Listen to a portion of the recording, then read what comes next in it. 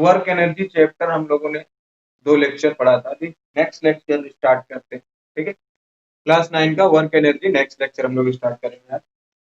तो इस लेक्चर में हम लोग बात करेंगे when work when work is zero,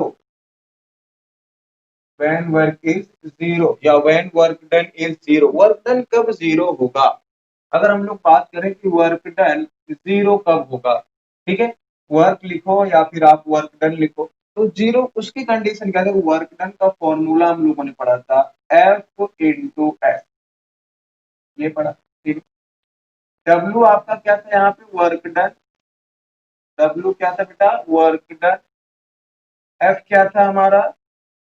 applied force, applied force, ठीक है। एस क्या था? डिस्प्लेसमेंट, एस आपका डिस्प्लेसमेंट, ठीक है। तो वर्क डन कब कब जीरो हो सकता है अगर हम लोग बात करें? सबसे पहली बात, एक और फॉर्मूला हम लोगों ने पढ़ा था, यही फॉर्मूला था एफ एस कॉस थीटा। ये फॉर्मूला तब लगाना है जब फोर्स किसी एंगल पर लगे। ये फॉर्मूला तभी अप्लाई करना है जब फोर्स किसी एंगल पर लगाया जाए। अगर ब्लॉक ऐसा है आपका और फोर्स सीधा लगाया जाता है या फिर इधर से फोर्स लगाया जाता है, कोई भी फोर्स, तो हम ये फॉर्मूला नहीं यूज करते। ये फॉर्मूला हम कब यूज करेंगे? जब फोर्स आपका ऐसे किसी एंगल पे लगाया, किसी एंगल पर फोर्स लगाया जाए, तब ये फॉर्मूला यूज करते हैं, ठीक है। तो अब देखिए वर्क डन कब कब जीरो हो सकता है? When displacement equal to zero. अगर डिस्प्लेसमेंट जीरो हो जाए तो यहाँ पर आप पुट करेंगे W is equal to F into S, ठीक है। तो क्या हो जाएगा? एस की वैल्यू जीरो, तो एफ इंटू जीरो क्या आ जाएगा? जीरो आ जाएगा। Work done zero. तो पहला कंडीशन कब हुआ कि वर्क डन कब जीरो हो सकता है? जब डिस्प्लेसमेंट जीरो हो ब्लॉक में। किसी भी चीज में आप फोर्स लगाओ लेकिन बॉडी अपनी जगह से हिले नहीं। जैसे रॉक का एग्जांपल हमने बताया था, चट्टान, पहाड़, आप उसको धक्का दोगे जाके तो वो नहीं हिलेगा। आपके घर की दीवार, आप उसको धक्का दोगे, वॉल को धक्का दोगे तो वो अपनी जगह से आगे नहीं खिसकेगा। इसका मतलब क्या हुआ? डिस्प्लेसमेंट जीरो, तो वर्क डन जीरो। दूसरा कंडीशन क्या हो सकता? हो सकता है फोर्स जीरो हो जाए। फोर्स अगर जीरो हो जाए तब भी work done is equal to F into S. Force अगर जीरो हो जाए तब भी वर्क डन क्या हो जाएगा? जीरो। तभी वर्क डन क्या हो जाएगा? जीरो हो जाएगा। तो कंडीशन क्या है? या तो डिस्प्लेसमेंट जीरो हो या तो फोर्स जीरो हो, तो हमारा वर्क डन क्या होगा? जीरो, ठीक है। और डिस्प्लेसमेंट जीरो होने का हमने आपको डिस्प्लेसमेंट ऐसा केस बताया गया था आपको, जिस डिस्प्लेसमेंट कब कब जीरो हो सकता है। आप फोर्स अप्लाई करें लेकिन बॉडी में मोशन ना आए। फोर्स आपने अप्लाई किया लेकिन बॉडी में मोशन नहीं आया, मतलब बॉडी अपनी जगह से डिस्प्लेस नहीं हुई। तो हम लोग अगर एग्जाम्पल की बात करें तो हम लोगों ने क्या बात किया था? देखिए, जैसे हमने बोला था ये एक बड़ी सी वॉल है, हमने माना ये एक बड़ी सी वॉल, और आप इसको फोर्स लगा रहे हैं, ऐसे फोर्स लगा रहे हैं, ठीक है। लेकिन इसमें डिस्प्लेसमेंट नहीं आया है। ये वॉल पहले भी यही थी, अभी भी यही थी, ये वॉल आगे नहीं गई, मतलब उसमें डिस्प्लेसमेंट जीरो। तो जब डिस्प्लेसमेंट जीरो तो क्या हो जाएगा? वर्क जीरो, ठीक है। डिस्प्लेसमेंट एक कहानी पे और जीरो हो सकता है। देखिए, मान लिया हमने आपको एग्जांपल बताया था कि कोई कार यहाँ से चलना स्टार्ट हुआ और वो कार घूमते घूमते फिर यहाँ पे आ गया, तब भी वो पहले भी यही था, अभी भी यहीं पर है, डिस्प्लेसमेंट जीरो, ठीक है भाई। शॉर्टेस्ट पाथ अगर हम देखेंगे तो सेम पॉइंट पे आ गया, सेम पॉइंट पे आने पे डिस्प्लेसमेंट क्या हो जाएगा? जीरो। और डिस्प्लेसमेंट जीरो तो फिर से वर्क डन। तो हर वो एक केस जिसमें डिस्प्लेसमेंट जीरो हो जाएगा वहां पे वर्क डन क्या आ जाएगा? जीरो आ जाएगा। क्लियर? ये बात समझ में आ रही है आप लोगों को? तो ये चीज हमेशा याद रखिएगा, अगर हमारा डिस्प्लेसमेंट जीरो होता है तो हम वर्क डन को क्या मान लेंगे? जीरो। क्लियर? अभी नेक्स्ट केस करते हैं हम लोग, नेक्स्ट केस की बात करते हैं। ये तो हमने बात की कि हमारा वर्क डन कब जीरो होगा। जो स्पेशल केस है वो भी हम आपको डिस्कस, एनसीईआरटी लेवल तक यहीं तक पूछेगा आपका। लेकिन अगर आप किसी कंपटीशन की तैयारी कर रहे हैं, ओलंपियाड वगैरह बीट करना चाहते हैं, तो उसमें ये भी पूछेगा कि W इज इक्वल टू, एक फॉर्मूला अभी हमने आपसे डिस्कस किया, F S cos theta, F S cos theta, ठीक है। Force into displacement cos theta. अगर आपका थीटा 90 डिग्री हो जाए, थीटा कितना हो जाए 90 डिग्री। तो यहाँ पे cos 90 की वैल्यू हमने आपसे बताया था कि लिख लीजिए, cos 90 डिग्री की वैल्यू कितनी होती है 0, cos 90 डिग्री की वैल्यू 0 होती है। ठीक है, तो अगर थीटा 90 हो जाए तब भी वर्क डन क्या हो जाएगा 0। ये भी आप बात दिमाग में बैठा के लिखना, नोट में कहीं लिख लेना। अगर थीटा 90 के इक्वल हो गया, कम ज्यादा नहीं, इक्वल, थीटा अगर 90 के इक्वल हो गया तब भी आपका वर्क डन क्या हो जाएगा 0 हो जाएगा। एक एग्जांपल लेते हैं हम लोग, आपके एनसीईआरटी में ये एग्जांपल दिया हुआ है, जो एग्जांपल हम लोग लेते जा रहे हैं। ठीक है, ये देखिए एक टेबल है, एक टेबल है हमारे सामने ऐसा। ठीक है, हमने माना एक टेबल है। अब इस टेबल पे क्या करते हैं हम लोग, एक ब्लॉक यहाँ पे रखा हुआ है ए पोजीशन, हमने इसको 5 मीटर आगे पहुंचा दिया बी पोजीशन। तो क्वेश्चन में ये पूछा है एनसीईआरटी में कि work done, work done, find out work done due to gravity. भाई ग्रेविटी कहाँ लगती है किसी भी चीज में, नीचे की तरफ। मतलब ये 4, ये आपका ब्लॉक रखा है एम मास का, तो ग्रेविटी कहाँ लगेगी नीचे की तरफ। जब ये यहाँ चला गया तब भी ग्रेविटी कहाँ नीचे की तरफ। लेकिन बेटा अगर आप ध्यान से देखें तो ये थीटा क्या था, angle between the force and displacement. सारी बातें नोट करते हुए चलेंगे। थीटा क्या था, angle between the force and displacement. ठीक है, तो एंगल देखो, डिस्प्लेसमेंट कहाँ हुआ आगे की तरफ, 5 मीटर आगे की तरफ गया ना, डिस्प्लेसमेंट यहाँ, मतलब अलग से बनाए, चलो अलग से बनाते हैं। ठीक है, देखो इसको इसको ध्यान से देख के बनाएंगे। डिस्प्लेसमेंट ए पॉइंट से बी पॉइंट हॉरिजॉन्टली डिस्प्लेस हुआ। ए पॉइंट यहाँ पे था बेटा, बी पॉइंट यहाँ पे था, तो डिस्प्लेसमेंट किस डायरेक्शन में हुआ, ये हुआ डिस्प्लेसमेंट की डायरेक्शन। फोर्स कहाँ लग रहा है, ग्रेविटी की वजह से पूछा है ना। जिस फोर्स से आपने डिस्प्लेस किया उसकी वजह से वर्क डन पूछा ही नहीं, वर्क डन पूछा ग्रेविटी की वजह से। ग्रेविटी कहाँ फोर्स लगाती है, मान लिया पार्टिकल जब यहाँ पे था तो नीचे mg, तो देखिए ध्यान से दिख रहा है ना, डिस्प्लेसमेंट और mg के बीच में एंगल कितना है, ये देखो 90 डिग्री। कितना एंगल है 90 डिग्री। तो यानी work done due to the gravity कितना आ जाएगा, is 0। Work done due to gravity is 0। क्यों आएगा, क्योंकि यही फॉर्मूला आप लगाओगे, W is equal to F S cos theta, और कॉस 90 रखोगे यहाँ पे क्या रखोगे इस क्वेश्चन के लिए, कॉस 90, और कॉस 90 की वैल्यू 0। तो जब cos 90 की वैल्यू 0, 0 से fs में मल्टीप्लाई करोगे, पूरा वर्क डन 0। क्लियर, तो इस केस में भी 0 होता है। ये आपका एनसीईआरटी में एग्जांपल दिया हुआ, एक्सरसाइज में क्वेश्चन दिया हुआ कि अगर किसी पॉइंट को हम एक टेबल पे हॉरिजॉन्टली डिस्प्लेस करते हैं ए पॉइंट से बी पॉइंट तक, तो फिर work done due to the gravity कितना हो, 0 हो। क्योंकि ग्रेविटी नहीं, ग्रेविटी कोई काम ही नहीं कर रही है ना, ग्रेविटी कोई काम कर रही है इसको यहाँ से यहाँ तक ले जाने में, किसी भी वजह से वो गया हो, किसी ने खींचा हो, किसी ने धक्का दिया हो, कैसे भी गया, लेकिन ग्रेविटी उसमें रिस्पॉन्सिबल नहीं। इसका मतलब work done due to the gravity is 0। Clear, तो इस टाइप से वर्क डन 0 कब कब होगा, हमने 3 केस बताया। या तो डिस्प्लेसमेंट 0 हो तब वर्क डन 0 होगा, अप्लाइड फोर्स 0 हो तब भी वर्क डन 0 होगा, या फिर फोर्स, फोर्स और डिस्प्लेसमेंट के बीच का एंगल 90 डिग्री, तब भी वर्क डन 0। ठीक है, और ये बात याद रखना, cos 90 की वैल्यू 0, cos 90 की वैल्यू 0। ठीक है, चलिए, तो ये हुआ हमारा 0 वर्क डन पे थोड़ी सी और बात की। वैसे हम लोगों ने ये बात पहले भी की थी, लेकिन थोड़ा सा आपका रिवाइज हो गया। अब हम आपको कुछ केसेस देंगे, आप वीडियो पॉज करके पहले उसको बताना, कमेंट करके बताना कि इसका आंसर कितना आएगा। ठीक है, उसके बाद हम लोग डिस्कस करेंगे। 3 क्वेश्चन हम आपको दे देंगे। पहला क्वेश्चन है कि एक ब्लॉक यहाँ पे रखा हुआ है और इस पर हम लोग इसको यहाँ से यहाँ पहुंचाना है, फोर्स लगा रहे हैं, फोर्स लगा रहे हैं ऐसे, है, और डिस्प्लेसमेंट भी इसमें इसी डायरेक्शन में हो, ये यहाँ से यहाँ पहुंच जाएगा। ठीक है, फिर हम लोग क्या करेंगे, दूसरा क्वेश्चन है आपका, दूसरा ब्लॉक है, इसमें डिस्प्लेसमेंट इस डायरेक्शन में जाएगा, लेकिन फोर्स लगा रहे हैं, हमने ऐसा माना। अब किसकी वजह से गया हमें नहीं पता, लेकिन फोर्स अगर पीछे लग रहा है, कोई भी फोर्स हो, फ्रिक्शन फोर्स हो, कोई भी फोर्स, फोर्स पीछे लग रहा है, डिस्प्लेसमेंट आगे हो रहा है, इसकी केस में आपको वर्क डन बताना है। और तीसरा कि आपका ब्लॉक ऐसे रखा हुआ है, फोर्स लग रहा है ऊपर की तरफ और डिस्प्लेसमेंट हो रहा है आगे।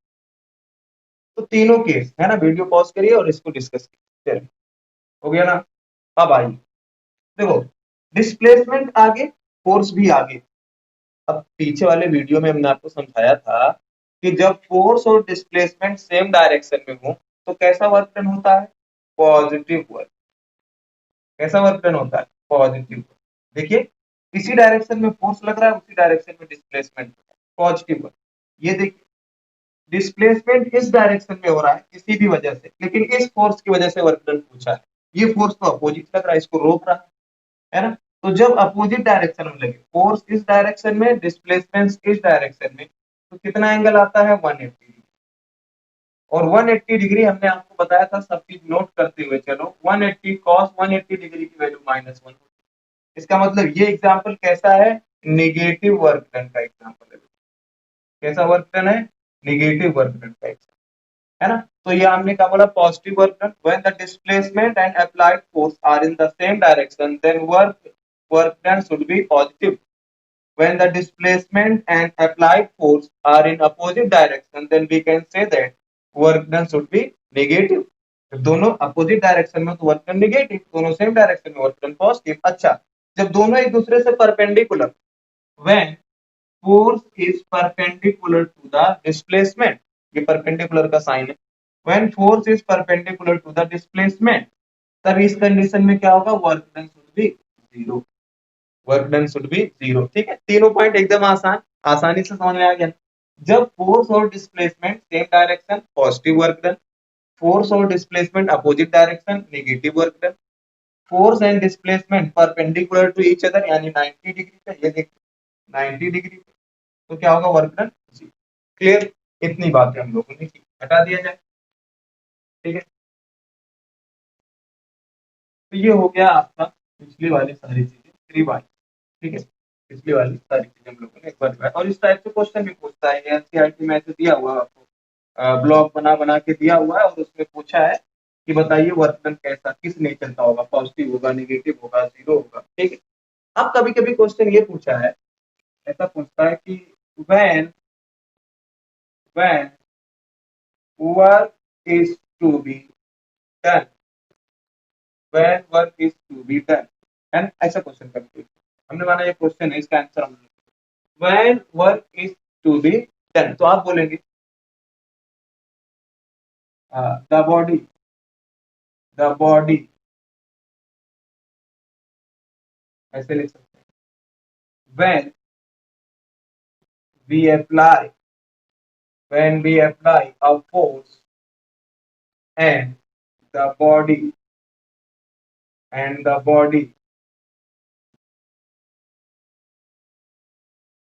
Gain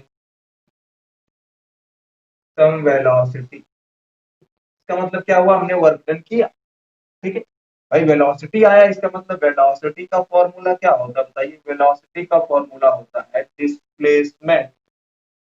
displacement by time. ठीक है, यानी वेलोसिटी आया मतलब डिस्प्लेसमेंट हुआ होगा, तभी तो वेलोसिटी आया होगा। ठीक है, तो कैसे, when work is to be done, तो कब बोलेंगे, when we apply a force and the body gain some velocity, तो अगर आपने कोई फोर्स अप्लाई किया और बॉडी के पास वेलोसिटी आ गई, तो हम बोलेंगे क्या, वर्क डन हुआ, वर्क डन हुआ। ठीक है, नेक्स्ट पॉइंट, नेक्स्ट अगर हम लोग बात करें यहीं पे, तो ठीक है ना, एंड, या फिर ऐसे बोल सकते हैं, an object is in rest starts moving, वही ऊपर वाला पॉइंट लिखा हुआ है, आप दोनों में से कोई एक ही लिखना। ठीक है, an object is in rest मतलब पहले वो रेस्ट पे था, स्टार्ट्स मूविंग, अभी भी वेलोसिटी से मोशन करने लगा, इसका मतलब क्या हुआ, वर्क डन हुआ, वर्क डन हुआ। ठीक है, तो ये दो पॉइंट हम लोगों ने लिखे कि when work is to be done. दूसरा पॉइंट ये भी लिख सकते हैं कि an object is in motion and suddenly stops, stop. देखिए पहले ऑब्जेक्ट मोशन में था फिर रुक गया, इसका मतलब किसी ने फोर्स लगाया होगा या कोई फोर्स लगा होगा। जैसे आपका कार है वो मोशन में रहता है तो आप ब्रेक अप्लाई करते रुक जाता है, यानी work done by the brake. Negative होगा लेकिन रुका, ठीक है। तो ये भी वर्क डन का कंडीशन हुआ। अगर कोई ऑब्जेक्ट पहले रेस्ट में हो फिर मोशन करने लगे तो आप बोलोगे वर्क डन हुआ है। अगर कोई ऑब्जेक्ट पहले मोशन में है और फिर स्टॉप हो जाए तो आप बोलोगे तब भी क्या वर्क डन हुआ है। तीसरा तीसरा point, when the change in velocity when the change in velocity when the change in velocity occur during the motion during the motion तब भी हम क्या बोलेंगे, ये सारे कंडीशन है work done should be done, work done हुआ। देखो पहला, when apply a force and body gains some velocity, तो बॉडी में वेलोसिटी आया यानी बॉडी डिस्प्लेस हुई, वर्क डन हुआ। ऑब्जेक्ट पहले रेस्ट में था चलने लगा, डिस्प्लेस किया, वर्क डन हुआ। ऑब्जेक्ट पहले किसमें था मोशन में था फिर रुक गया, अब भाई रुक गया तो कैसे किया, हाँ लेकिन वर्क डन तो किया ना हमने, फोर्स लगाया, नेगेटिव वर्क डन किया उसको रोकने के लिए लेकिन वर्क डन किया, ठीक है। When the change in velocity occur during the motion, अगर बॉडी अपना वेलोसिटी चेंज कर रहा है तब भी हम क्या बोलेंगे कि वर्क डन हुआ, ठीक है। अब ये चेंज इन वेलोसिटी पे एक क्वेश्चन करके देखिए, ये वाले पे, ठीक है। इतना नोट कर लीजिए, सब लोग नोट कर लेंगे इसको। चेंज इन वेलोसिटी पे एक क्वेश्चन करके देखते हैं, ठीक। चेंज इन वेलोसिटी पे एक क्वेश्चन करके देखते हैं। अगर मान लिया एक क्वेश्चन आपको दिया जाए कि एक कार है, एक कार है आपका, वो पहले इनिशियली 25 मीटर पर सेकेंड से चल रहा है। ध्यान से सुनना क्वेश्चन, एक कार है, एक कार है, वो कार 25 मीटर पर सेकेंड से चल रहा है। फाइनली ब्रेक अप्लाई करने पे, क्या अप्लाई करने, ब्रेक अप्लाई करने पे उसकी स्पीड 3 मीटर पर सेकेंड, ब्रेक अप्लाई करने पे उसकी स्पीड 3 मीटर पर सेकेंड होगी, ठीक है। फिर उस कार का मास 500 केजी, उस कार का मास कितना है 500 केजी। और तीसरी बात और दे रखी है कि वो कार कहां तक गया, 5 मीटर तक गया। कार कहां तक गया 5 मीटर, ये आपको क्वेश्चन में दे रखा है। Car initial velocity, initial speed 25 metre per second से चल रही है ना। 5 मीटर जाने में उसकी वेलोसिटी हम लोगों ने ब्रेक अप्लाई करके 3 मीटर पर सेकंड यानी कम कर, और कार का मास इतना। तो बताओ इसने पूछा है कि वर्क डन कितना होगा। देखो चेंज इन वेलोसिटी हुआ ना, पहले 25 था फिर 3 हो गया, अब देखते हैं वर्क डन आएगा कि नहीं। चेंज इन वेलोसिटी हुआ, ठीक है, चलिए देखते। तो सबसे पहले अगर हम लोग यहाँ पे बात करें, जो चेंज इन वेलोसिटी निकल के आया, जो आपका चेंज इन वेलोसिटी निकल के आया है, यहाँ से देखो हमें वर्क डन का फॉर्मूला F इंटू एस। भाई साहब हमें एस तो पता है, एफ कहाँ पता है, नहीं तो हम निकाल लेते अब तक वर्क डन कितना जूल आता। एस की वैल्यू तो पता है 5 मीटर, लेकिन एफ की वैल्यू नहीं पता, यानी हमें एफ निकालना हमारा एम, हमें एफ निकालना है बेटा, ठीक है। चलो अच्छी बात है। अच्छा मास दिया हुआ है ना, तो फोर्स का फॉर्मूला ये नहीं लगा सकते क्या, मास इंटू एक्सीलरेशन। फोर्स का फॉर्मूला मास इंटू एक्सीलरेशन, लेकिन भाई मास तो हमें पता है 500 केजी, एक्सीलरेशन तो एक्सीलरेशन का फॉर्मूला अगर हम एक्सीलरेशन निकालना चाहें तो क्या ऐसे नहीं निकाल सकते, v square is equal to u square plus 2as। Motion में आपने पढ़ा था, मोशन में पढ़ा था आपने थर्ड इक्वेशन, मोशन का थर्ड इक्वेशन। वी की वैल्यू कितना है 3, 3 का स्क्वायर करोगे कितना आएगा 9। यू की वैल्यू कितना है 25, 25 का स्क्वायर करोगे कितना आएगा 625, 625। फिर प्लस 2 और ए हमें निकालना है, एस की वैल्यू कितना दे रखा है 5 मीटर, एस की वैल्यू 5 मीटर, ठीक है। यहाँ से हम इसको इधर लाएंगे तो ये हो जाएगा 9 minus 625 is equal to 5 to 10 a. तो यहाँ से आ जाएगा कितना, ए इज इक्वल टू, ये 9 माइनस 625 होगा, ये बड़ा है तो माइनस में आएगा, ठीक है। तो ये कितना आएगा आपका, इधर से माइनस करेंगे तो ये आ जाएगा माइनस 916, सॉरी क्या कर रहे हो, -616 डिवाइड बाई, ये 625 में से 9 माइनस करेंगे, -616 डिवाइड बाई, ये 10 उधर चला जाएगा तो डिवाइड बाई 10 हो जाएगा, कितना आ जाएगा, ये आपका आ जाएगा 61.6, कितना आ गया 61.6। मीटर पर सेकेंड स्क्वायर, 61.6 मीटर। अब यहाँ से हम फोर्स निकाल सकते हैं कैसे, मास कितना है 500 के, फोर्स कितना है बेटा 5, मास कितना है 500 इंटू एक्सीलरेशन कितना आया देखो 61.6, इसको हम ऐसे भी लिख सकते हैं, एक जीरो इसके साथ मल्टीप्लाई कर दो तो 50 इंटू 616 न्यूटन, ये फोर्स आ गया। वर्क डन निकालना था, निकाल लीजिए वर्क डन कितना F इंटू एस, तो F की वैल्यू कितना आई देखिए 50 इंटू 616 इंटू एस की वैल्यू कितना है 5।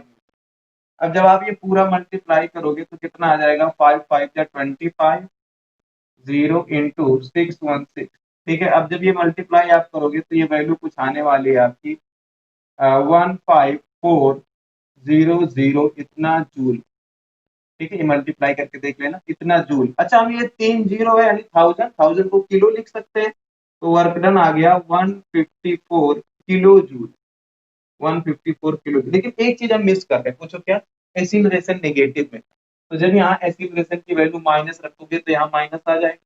देखो ना एसिलरेशन किस में आया था, नेगेटिव में आया, नेगेटिव में आया, तो इसलिए यहाँ माइनस आ जाएगा और फिर यहाँ माइनस आएगा तो आपका ये फोर्स भी माइनस में आएगा, यानी ओवरऑल वर्क डन कैसा आया नेगेटिव। क्यों, हमने बोला था आपने वेलोसिटी डिक्रीज की है, डिक्रीज करने में वर्क डन तो नेगेटिव आना ही था, ठीक है। तो वर्क डन कैसा आ जाएगा नेगेटिव, ठीक है। समझ में आया ना, अगर कोई डाउट एक बार फिर से रिवाइज करके देख लेना वीडियो, ठीक है। तो वर्क डन कैसा आ गया हमारा नेगेटिव, क्लियर। इस टाइप के क्वेश्चन हमसे पूछे जाते, चलिए हटा दें, हटा दें। क्वेश्चन में अगर कोई प्रॉब्लम हो किसी पॉइंट पे एक बार वीडियो रिवाइंड कर लेना बेटा और फिर से देखो, फिर भी कोई डाउट आता है तो आप कमेंट में बता। तो ये हमने क्वेश्चन किया कि जब बॉडी का वेलोसिटी चेंज हो रही, ये कब का क्वेश्चन किया, जब बॉडी की वेलोसिटी चेंज हो रही, ठीक है।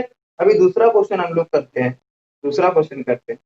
अब कांस्टेंट, देखो एक कांस्टेंट फोर्स 10 न्यूटन का किसी बॉडी पे लग रहा है, एक कांस्टेंट फोर्स 10 न्यूटन का किसी बॉडी पे लगातार एक्ट हो रहा है बेटा, ठीक है।